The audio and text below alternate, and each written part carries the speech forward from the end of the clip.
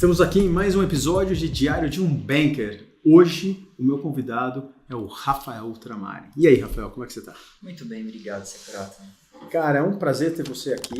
Uma pessoa incrível e que eu tenho certeza vai surpreender nossa audiência. Porque você é bem diferente de todo mundo que apareceu por aqui.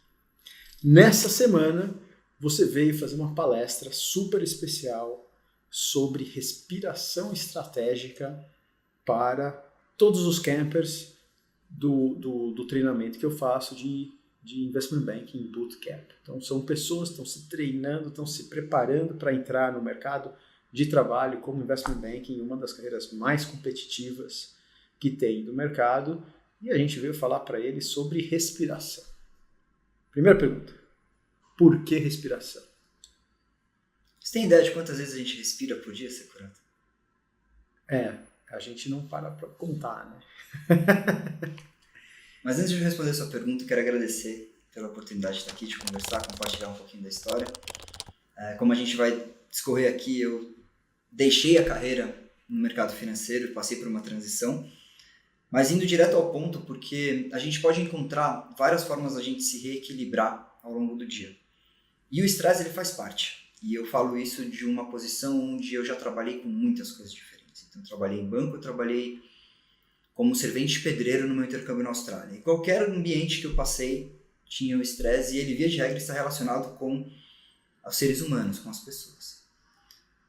E cada vez mais a gente tem visto o assunto de como cuidar de saúde mental evidente e presente nas nossas vidas. Burnout, ansiedade, depressão, estresse, fomo, brain rot, you name it. A gente vai criando nomenclaturas, patologias e entendendo como que a gente consegue ser produtivo, que por definição da Organização Mundial da Saúde, você ter saúde mental não é só ausência de doença, você se tornar produtivo para a sua comunidade.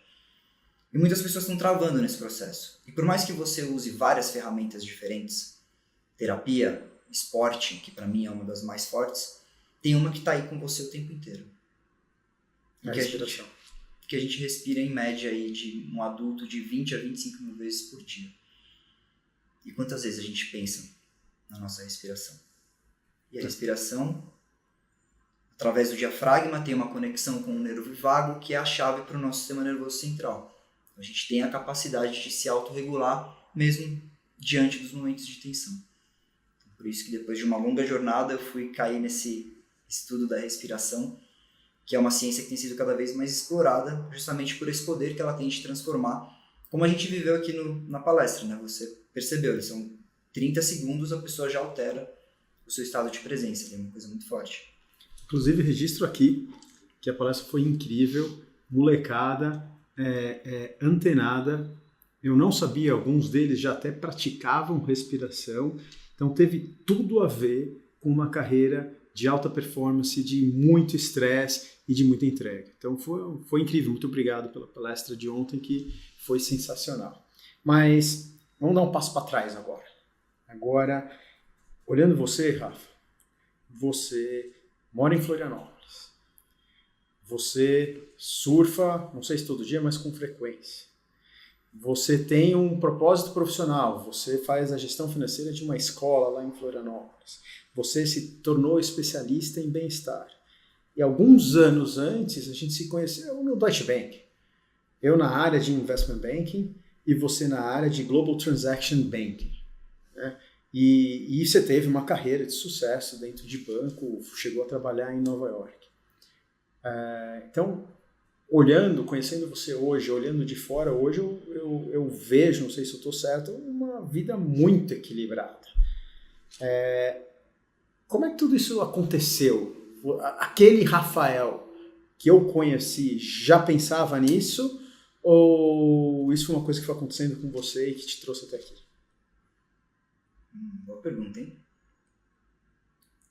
Eu acho que o Rafael sempre pensou nisso. O sonho do Rafael sempre foi morar perto da natureza. Ah, sim? Sempre.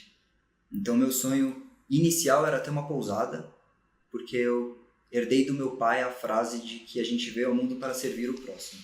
Ah, tá bom. E eu acredito muito nisso e isso me conecta muito com a minha essência, assim. Então, o meu sonho era ter uma pousada e com 17 anos eu comecei a surfar e me apaixonei pelo surf, por essa conexão com a natureza. Então eu decidi que essa pousada ia ser na praia. Claro.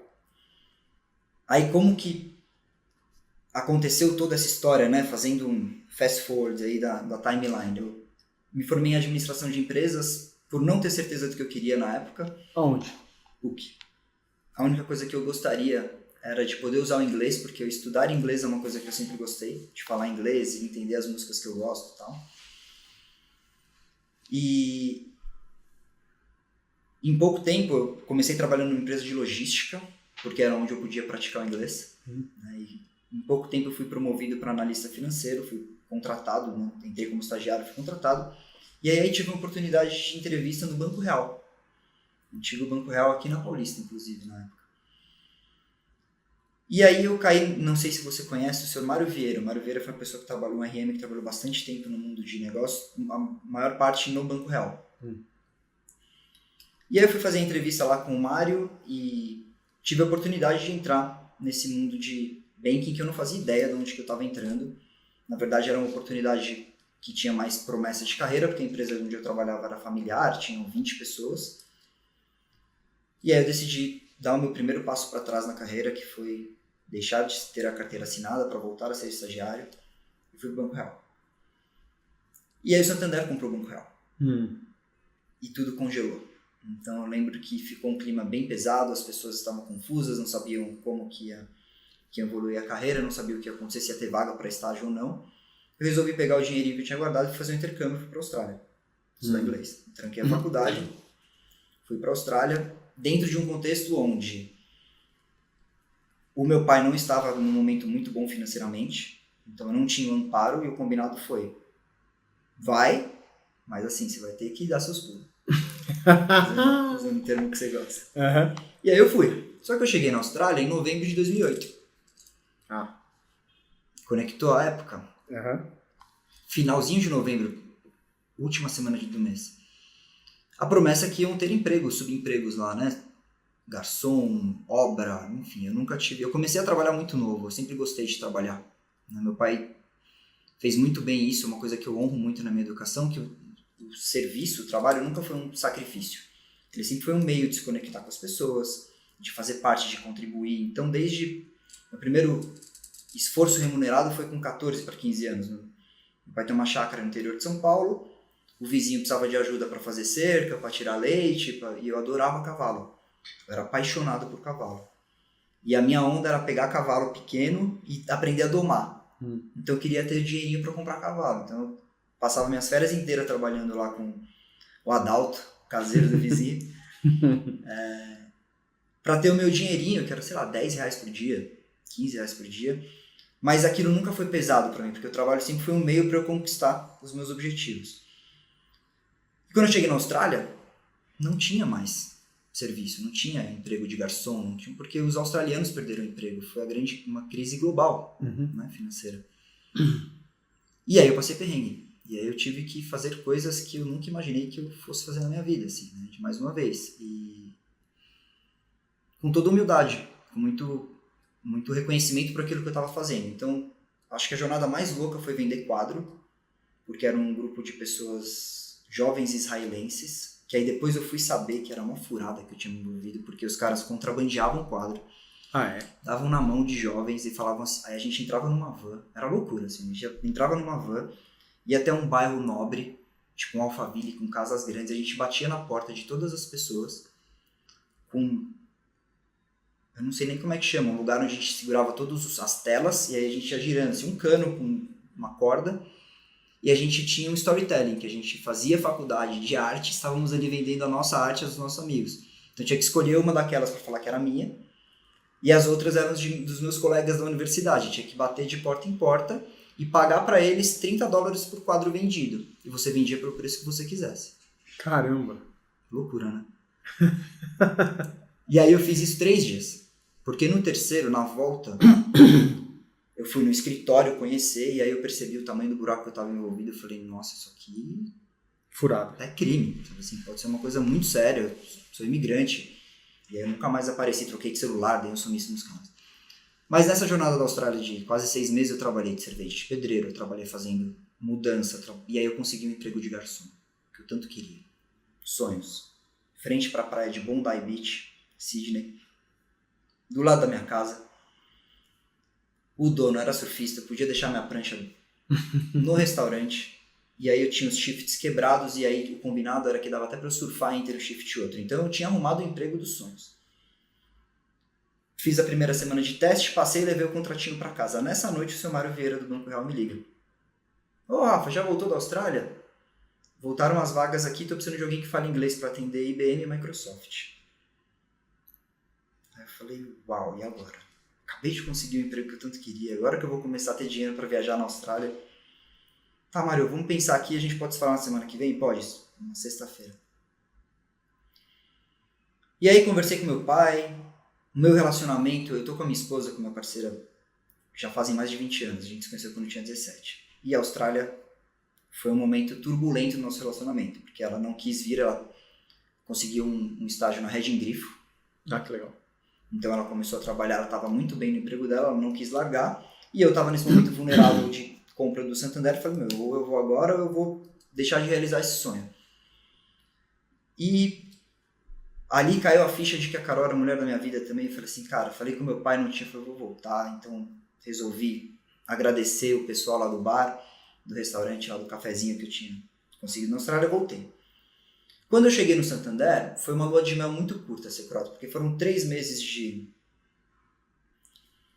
cobertura ali de relacionamento com essas empresas multinacionais, mas tiveram mudanças e eu caí no varejo para atender car dealers, concessionária de carros mesmo.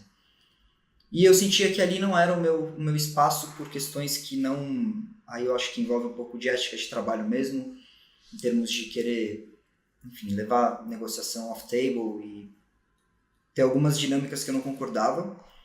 Eu comecei a me incomodar muito com aquilo e tive a oportunidade de um dos meus gestores do Banco Real migrou para o Deutsche Bank, que era o André Ieno, na época. E o André me convidou para fazer uma entrevista lá.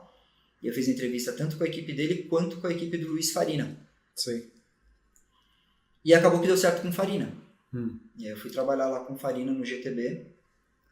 E aí mais uma vez eu dei um passo para trás. Voltei a ser estagiário depois de estar contratado no Santander. Então eu larguei lá uma carreira, o CLT, reduzi meu salário porque eu entendia que o Deutsche tinha um potencial um pouco maior. Comecei no Deutsche, fiquei 2 anos como estágio ainda. Então tive que ralar bastante. E no final, eu não sei se você vai lembrar, talvez você lembre dessa época, onde o GTB e o Global Markets tiveram uma fusão. Eu e aí lembro criou-se o CMTS, Capital Markets and Treasury Solutions. E E ali a gente entrou naquela dinâmica nova para mim, muito jovem, né, de revisão de carteira, quem vai ficar com quem. E mais uma vez, olha como é engraçado que as histórias se repetem, né? Mais uma vez, por causa de uma fusão, só que dessa vez interna, os estagiários, eles deixam de ser a prioridade, né? As pessoas precisam resolver quem vai cobrir qual cliente. E é uma discussão intensa, né? E aí naquela discussão chegou um momento que eu tinha 30 chefes e nenhum gestor, nenhum líder, assim, eu respondia, ajudava todo mundo com KYC, com, enfim, quebração de pedra, e não tinha ninguém para me orientar, assim, porque todo mundo ficou meio, tava, né, se ambientalizando nessa nova estrutura. E aí eu lembro que eu comecei a treinar 2 estagiários, porque mudou a lei do estágio, eu tinha um que deixou de ser 8 horas, passou a ser 6. Eu comecei a treinar 2 pessoas e falei, tá estranho, né? Eu acho que vou conversar com o RH, entender o que tá acontecendo para me antecipar. E aí eu soube que não ia ter headcount, não iam conseguir contratar por uma questão de momento do banco e tal. Só que aí surgiu uma oportunidade, assim, de voltar para o GTB, porque eu tinha migrado para essa nova área, e voltar para o GTB, para a área de cash management, para cuidar de uma lista de clientes que estava classificada como dormant accounts. Então eram 180 nomes. E quem decidiu isso? Burkhardt. Junto com o Ivo Katz, né, que era o head de cash management na época. Então o Ivo me trouxe essa oportunidade e falou assim, Rafinha, tem uma lista aqui de 150 clientes, tá a fim de cuidar? Pô, bora. Vamos começar. Então, ainda como estagiário, tinha poucos meses ainda, eu comecei. Fiz uma segmentação, né? para entender como que organizava a prioridade, e fiz aquela triangulação de um banco internacional. Então eu falava com a RM Global, tem limite de crédito, tem o seu apoio? Tem. Aí eu seguia por um caminho. Não tem. Aí eu seguia por outro caminho e realmente classificava eles como um relacionamento reativo, só para resolver as questões, mas deixava isso formalizado com a estrutura global, porque tinha uma questão muito política envolvida, né? As subsidiárias talvez não fossem muito relevantes para a branch do Brasil, mas elas eram muito importantes para o relacionamento do banco em algum lugar. E aí eu comecei a ir atrás dessas empresas. Depois da classificação comecei a visitar, e aí eu rodei o Brasilzão aí, conhecendo um monte de empresa, batendo na porta. E foi uma jornada muito legal, assim, né?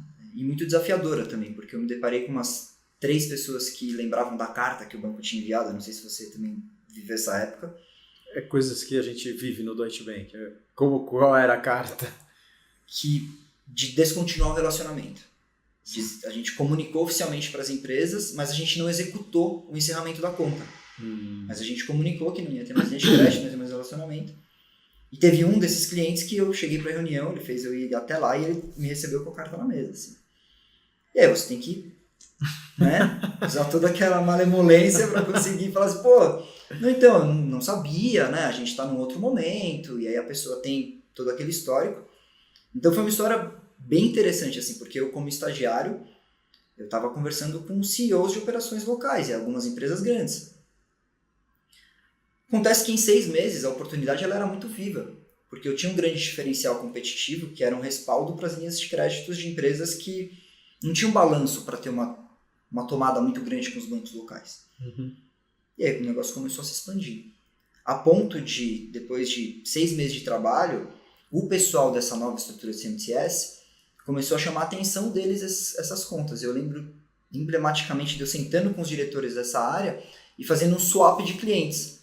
Assim, eles pegavam os meus 4 melhores clientes, levavam para lá e me davam 4 para eu trabalhar, porque aparentemente eu estava me transformando numa peça que conseguia virar o jogo ali. Eu falei, pô, legal, só que não, né? Porque eu perdia todo o histórico de um trabalho ali, mas beleza, fazia parte. Aonde que veio a colheita? Chegou um momento que essa área, ela passou a ser uma área estratégica do banco, globalmente. E aí se criou uma área que se chamava, na época, Global Network Banking, que era para cobrir essas subsidiárias, independente do tamanho delas no país daquela branch.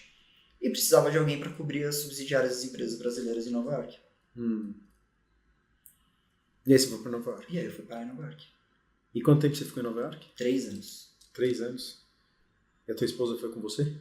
Vocês já tinham casado ou você casou depois? A gente casou para ir para Nova York. É? A gente tinha 10 anos de relacionamento, aí foi uma história bem legal, assim, porque a gente já estava procurando apartamento para se mudar e a gente pensava que o casamento podia esperar um pouquinho. E em Nova York a gente acelerou tudo, casou numa festa junina, vestido a caráter, na chácara dos meus pais. Então foi uma festa bem diferente, assim. Foi bem legal. A galera adorou. Que acho que tem muito isso, assim, né? Foi tudo muito rápido. Então, assim, eu passei na entrevista em junho, julho, agosto eu estava lá trabalhando. E aí você trabalhou que nem um cachorro? Eu diria que mais aqui antes nessa classificação e revisão de carteira do que lá, certamente. Então lá você já estava mais na sua zona de conforto, já sabia o trabalho que você tinha que fazer, aí foi... E já tinha uma estrutura estabelecida para cobertura de clientes brasileiros lá, que era através do João Galvão. E aí tinha o Rodrigo e o Vinícius, que também eram brasileiros e estavam lá. Então eu entrei como parte de uma equipe. Eu não precisei quebrar a pedra e abrir a trilha e construir do zero. Entendi. Como foi aqui. Entendi. Você pegar uma coisa que está desacreditada e ter que visitar 3, 4 clientes por dia e entender quem que é prioridade e conseguir executar e assim, num ambiente que era muito desafiador, porque além do tamanho das empresas de eu ter que superar essa questão do relacionamento externo, internamente eu competia com uma operação pequena de back-office, né, de execução. E aí eu precisava sempre conseguir também conquistar esse relacionamento interno para fazer com que os seus clientes fossem atendidos. A minha letter of credit de $100 mil ali entrasse na fila de grandes operações que estavam rolando, eram as mesmas pessoas que faziam. Tá bom. Eu quero falar disso, né, desse seu dia a dia, das dos clientes, das transações, das soluções que você trabalhava no próximo quadro. Agora, eu quero que você me conte como é que você chegou nessa vibe de bem-estar, de respiração. É simples. Quando o corpo fala, a mente está gritando socorro.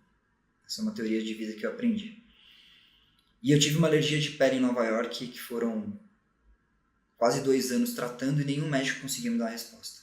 E eu não aceitava, com 27, 28 anos, eu ter que tomar 3 medicamentos de alergia e um medicamento para melhorar o estômago, porque estava começando a machucar, e um medicamento para ajudar a dormir, o outro para ficar acordado e se concentrar melhor. Eu estava entrando num loop de medicamentos que eu não me sentia à vontade. E aí, curiosamente,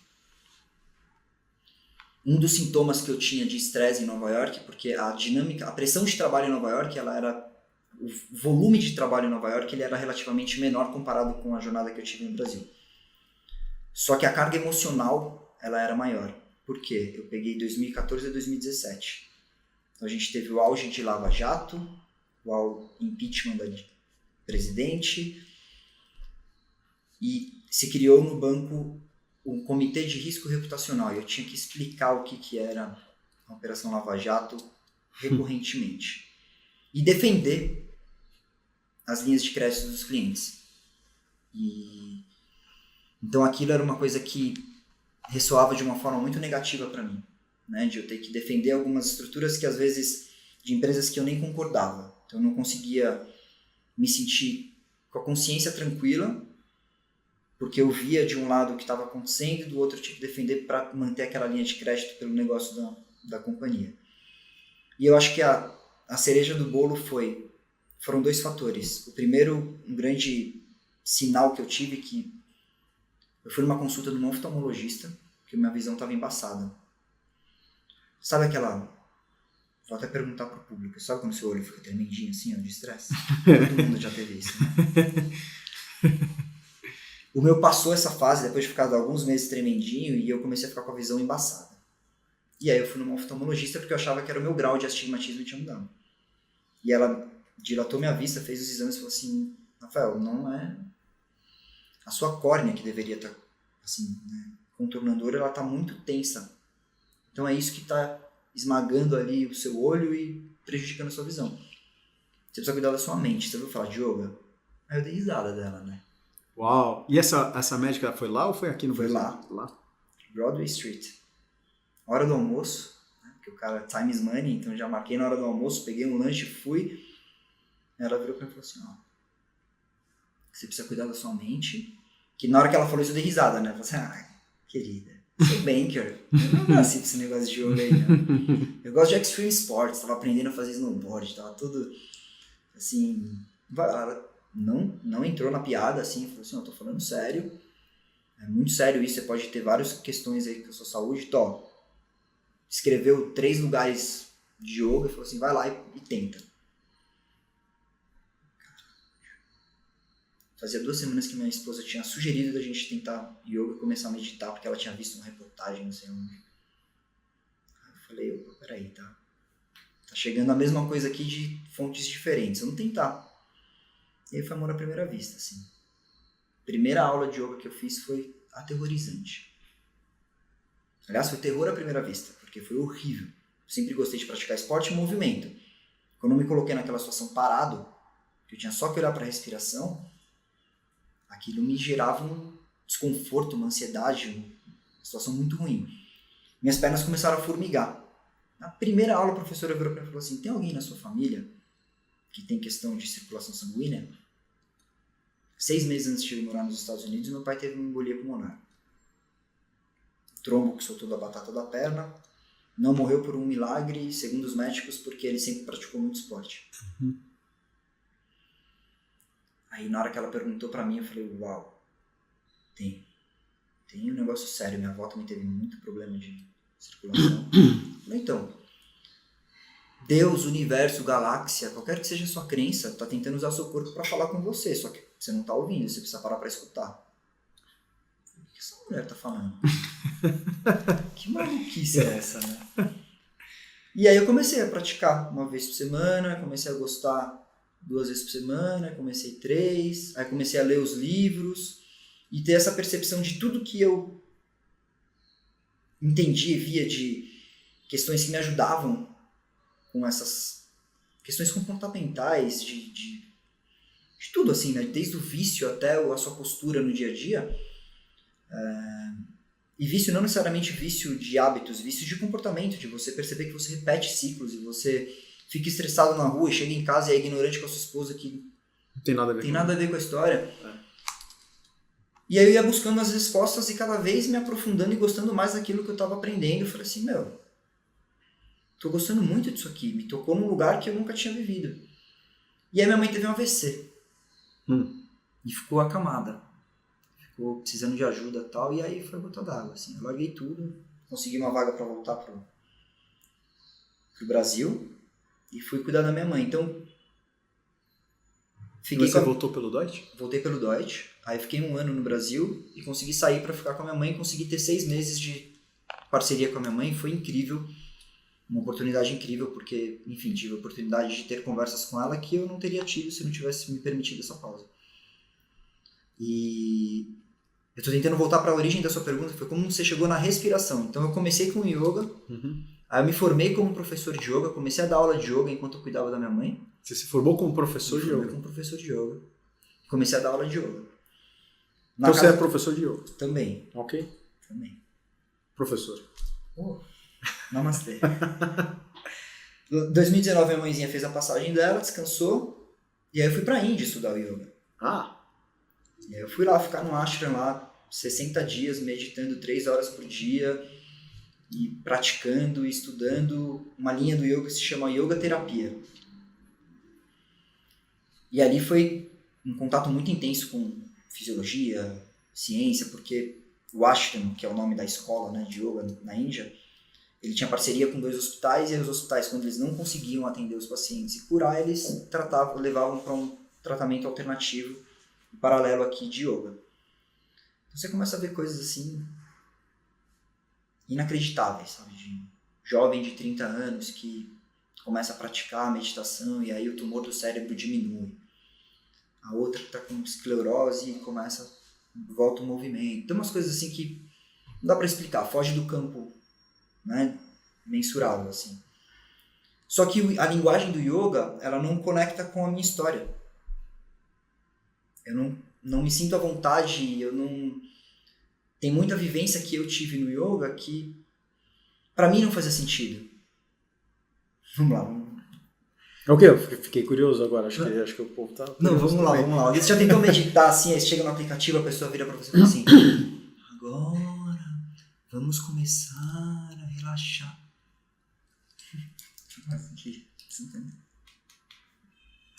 No way. Bora. Imagina uma luz derretendo. Não consigo segurar.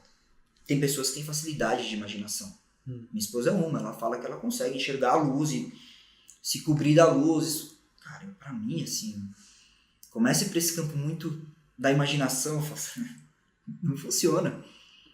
Então o processo meditativo pra mim sempre foi muito dolorido, porque, um parênteses, uma das pessoas para quem eu tive o privilégio de dar aula de yoga foi meu pai. E o meu pai foi mestre de karatê, 3Dan, campeão brasileiro, ele avançou bastante no karatê.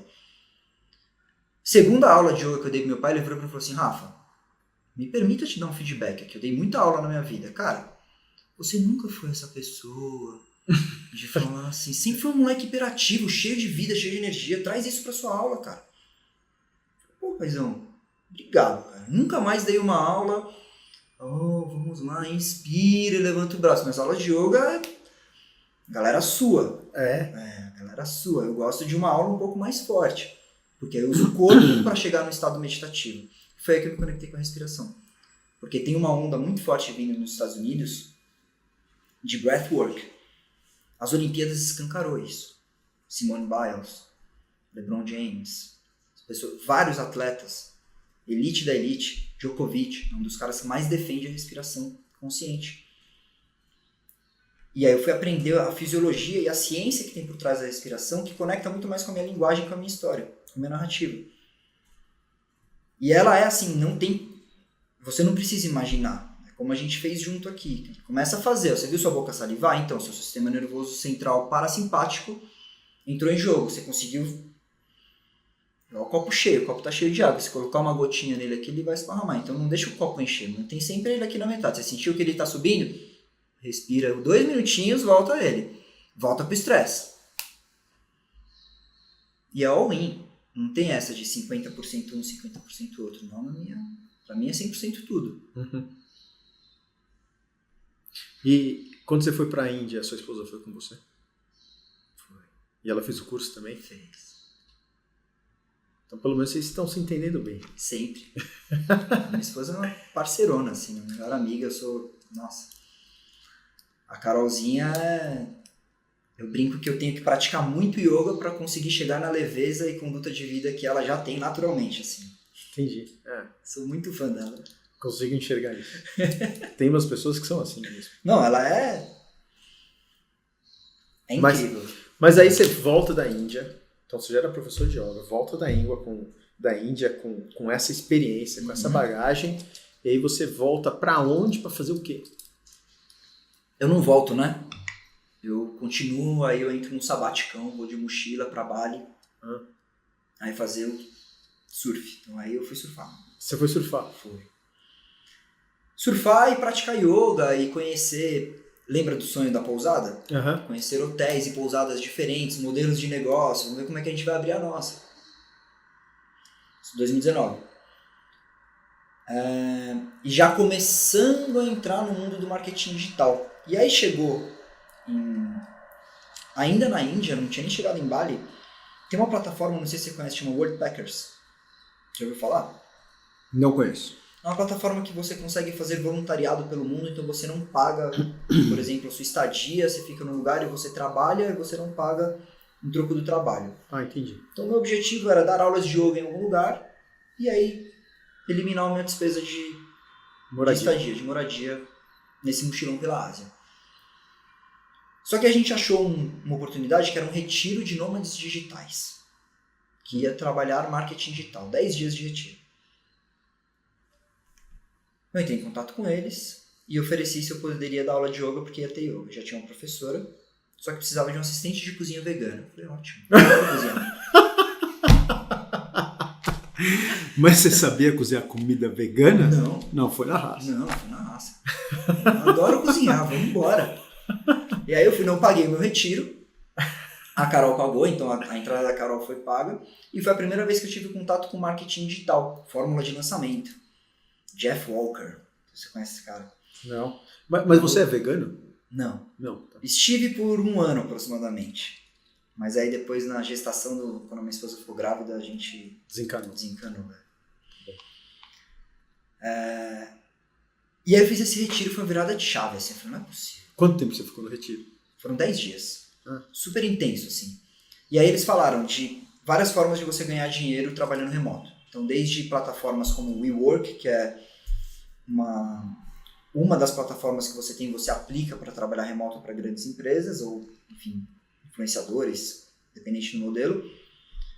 E eles também ensinaram a desenvolver infoproduto e estratégias de comunicação para marketing digital. E ali eu comecei a trabalhar com isso, aí eu comecei a fazer um monte de curso online, tive as primeiras empresas que eu lancei e comecei... Primeiro com a minha irmã. Minha irmã abriu uma empresa de uma consultoria em toxicologia para a indústria farmacêutica. E deu muito bem a empresa. A minha esposa também começou a trabalhar com ela e elas estão juntas até hoje. E foi o primeiro projeto que eu tive ali, que eu fiz um curso, que a gente lançou um podcast, que a gente fez toda a parte de social media, comunicação. E eu comecei.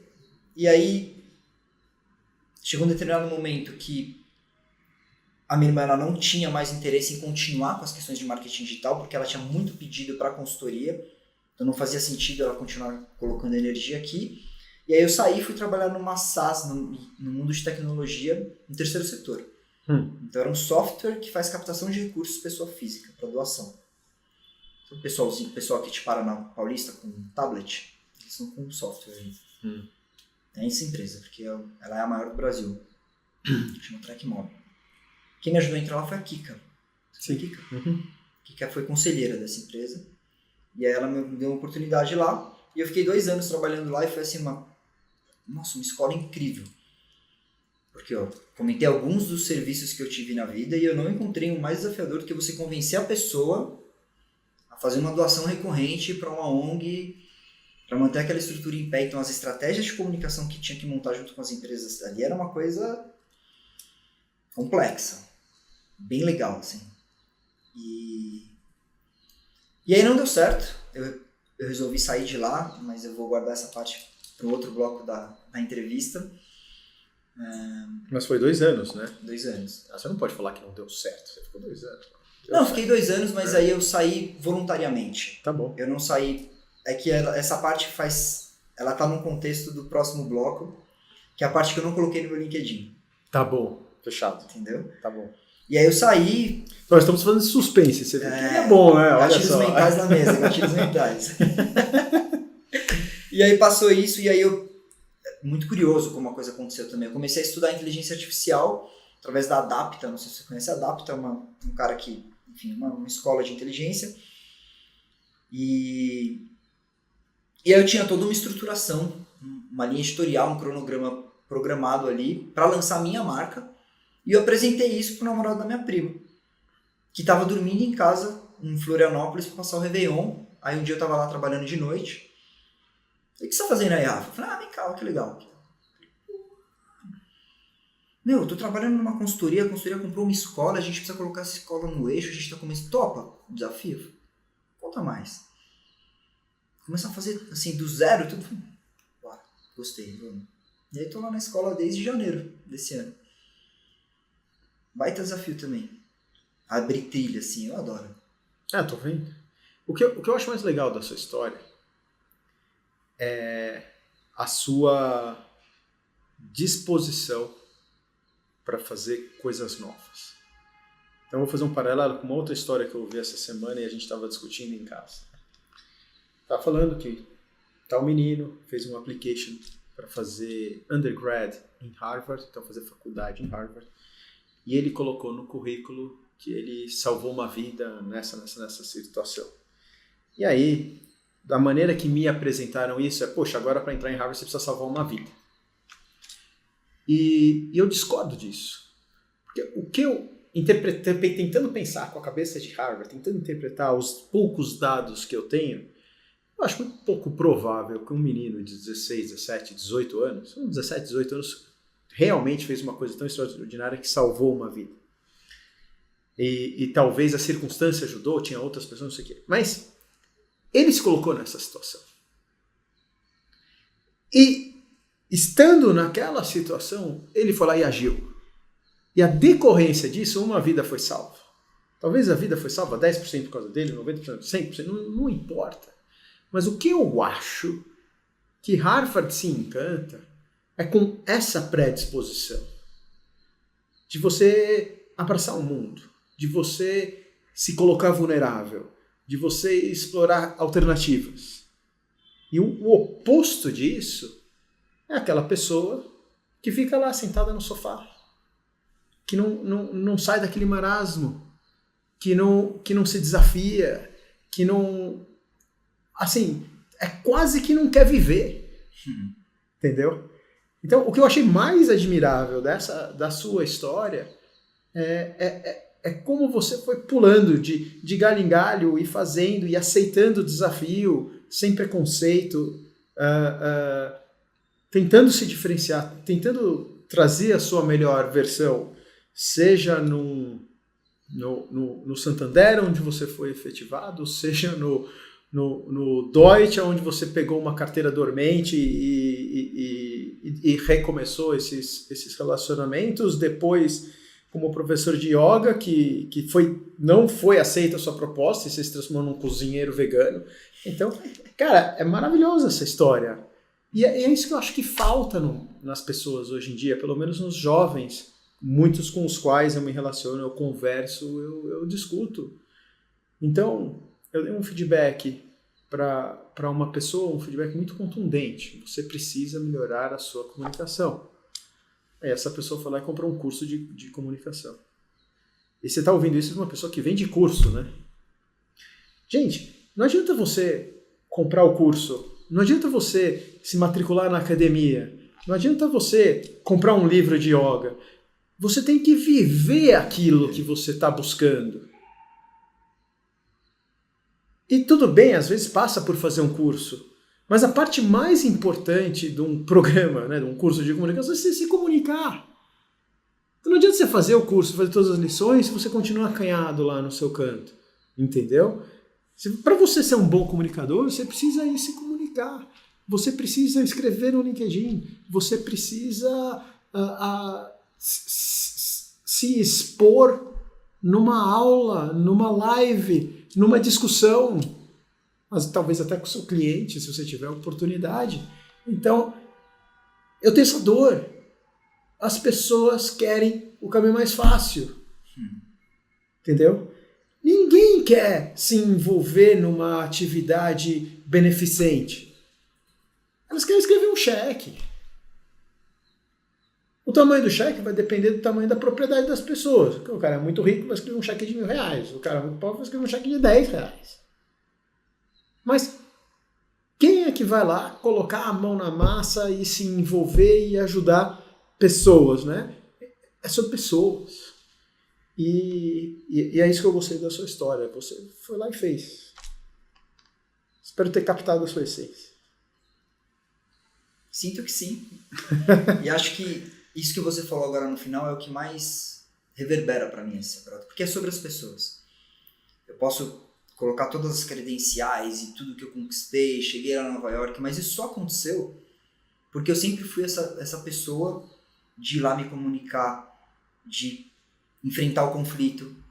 A pessoa mandou um e-mail atravessado, escalou pro meu chefe, eu ia na hora na mesa dela, vamos conversar? Por que aconteceu? Deixa eu entender o seu lado. Eu não fiz para te atrapalhar. Uhum. E aí, curiosamente, do ponto de vista da perspectiva profissional, eu nunca precisei atualizar meu currículo. As coisas sempre aconteceram para mim. Até ir para Nova York, é uma coisa que eu nunca imaginei, nunca passou na minha cabeça. Só que eu sempre tive esses dois fatores, assim, né? A humildade de entender e observar o cenário como um todo e a curiosidade. Eu sempre fui um cara curioso, assim, acho que a gente não pode perder isso. A gente está aqui para aprender, a gente está aqui para trocar. E a gente está aqui para viver, né, cara? Tipo, como que nós nos conhecemos? A primeira vez que a gente, de fato, entrou numa sala foi para fazer uma tabela de um campeonato interno de futebol no Deutsche Bank. E aí depois tinha um campeonato Inter-IB, que vocês me convidaram lá, a gente ia jogar bola junto. Então, assim, a gente está aqui hoje porque eu, Rafael, vendo, né, você do outro lado, eu sempre percebi que você tinha pelos detalhes, a gente percebe os detalhes das pessoas, o bom dia, o sorriso, a presença, o olhar no olho, na escuta ativa. Legal. Sejam curiosos. Se você sabe Valuation ou acha que sabe Valuation, venha para o Valuation Plus. No Valuation Plus, além de todo o conteúdo já sacramentado sobre como fazer Valuation, então você tem desde os conceitos, desde o papel do analista, desde a construção de um modelo do começo até o fim, em aulas gravadas que você vai assistir à sua disposição. A gente faz os speed tests, onde o seu conhecimento é testado, revisado e depois consolidado. Porque ao responder uma pergunta, ou você sabe ou você não sabe. Se você não sabe, você vai descobrir por que você errou. Se foi uma coisa boba, se foi um engano, não tem problema, a vida que segue. Mas se você se confundiu, se aquele conceito não está pacificado, você não lembrava da resposta, você tem uma ótima informação. Reveja aquele assunto. Isso você só vai encontrar no Valuation Plus da Bankers Academy.